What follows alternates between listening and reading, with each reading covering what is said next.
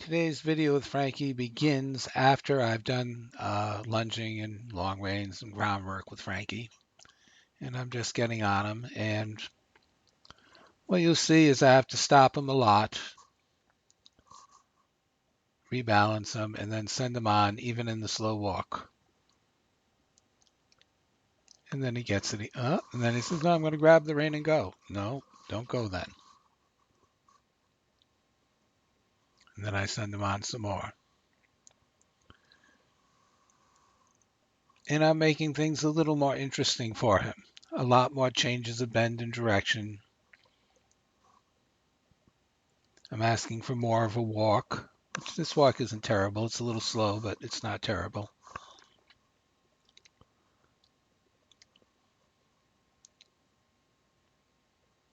There again, he starts to get stuck. I couldn't adjust it or fix him while we were going, so we stopped. Stopped again.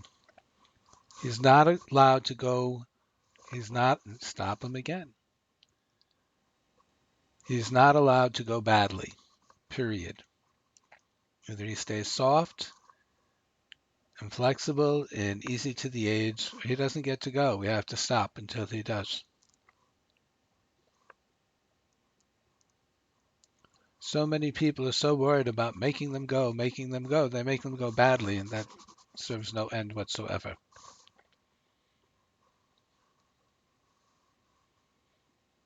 And as we go along, and I didn't actually have to do a full stop that time. And that was sort of interesting because that is the way it works. At first, you have to just stop completely, and you maybe stop for a few seconds, and then you can go again. And then you may have to stop completely, but for a few less seconds, and then you can go again. And then you start to get these things where you don't actually have to stop. He begins to get stiff, you begin to soften him, and then you can continue on without having actually softened. And that's of course is exactly what you want to have happen. And he's definitely getting better as we go along, even in these few minutes or so that I'm showing right here.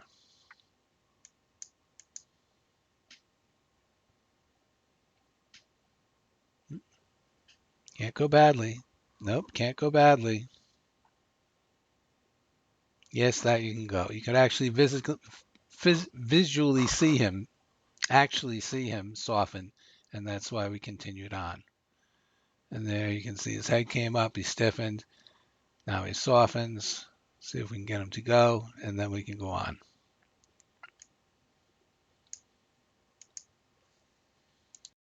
Now here's a short segment where I do an exercise where I ask him to stop, and then I want to just back him up a teensy bit. Just rock back just a little bit. Yeah, come on, rock back. Good. No, rock back. Good. Nope. Rock back a little bit. Because what's happening is when I say, okay, you can go, and he just falls right back on his nose again. So by that little stop and rock back, it sort of gives him the idea to keep his weight back and not just rush and fall on my hands.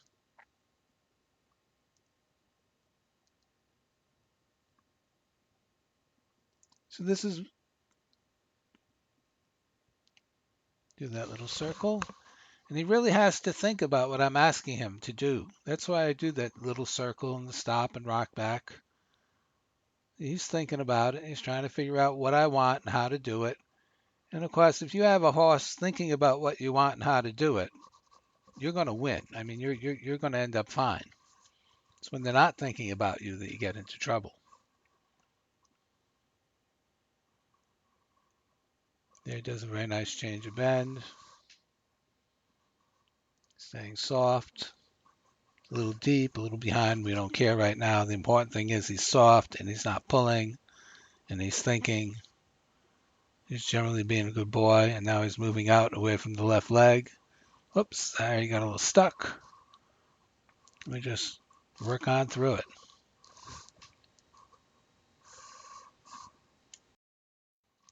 Now, a lot of people think all that work I do in the walk is boring and not much fun, not much use, but I disagree. First, I think it's the most interesting part of training in a lot of ways. You really build the whole foundation for the rest of your training. You really learn to communicate. The horse really learns to communicate with you.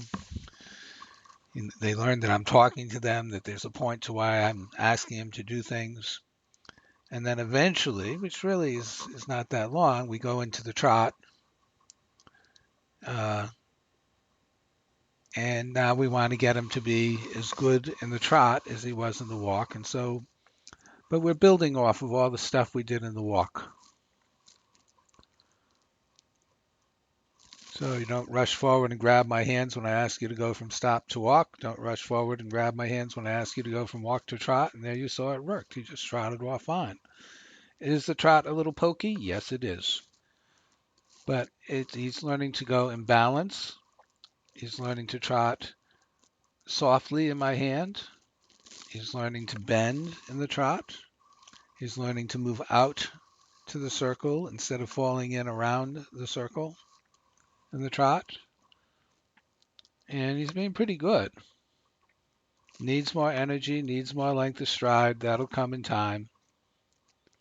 We just need to keep working at whatever level the horse is most capable of.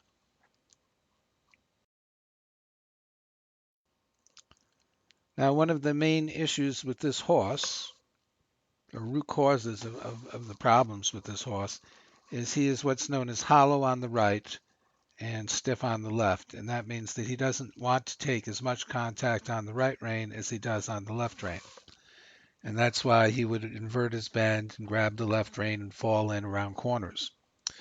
So the trick to this generally is you do an exercise I call put the hollow side out. So I have the hollow side, the right rein on the outside, and I'm making the contact on the outside even with the contact on the inside, which he's not totally thrilled about, but that's too bad. You need to be a little bit careful about this. It takes some tact and feel. If you have to make the contact even, if you just grab the right rein and pull on that too hard, then he's just going to throw his head around and fall into the left. If you grab the inside, the stiff side, too hard, then he's just going to grab the inside rein and fall into the left. There's a little spot in there, a little area in there where you have to have both the inside and the outside just about even, where you can get him to give and go forward and move out to the circle and not fall in. And that's a little tricky for him, and it's his difference between his stiff side and his hollow side isn't that great. It's significant, but not that great, and it'd be easy to miss if you weren't used to feeling that and aware of what you're feeling in your hands. But when you ride him, I have to just keep reminding myself to keep the contact even with him because he's almost a little sneaky about it. But when I get it right, he goes okay. Again, he needs a lot more energy, a lot more stride. It's a pokey little trot. But this is the level that he can learn at and find his balance at. And so we'll worry about more energy later. I'm sure he's going to have a wonderful trot, but he's got to learn how to do it correctly. He's a very nice horse.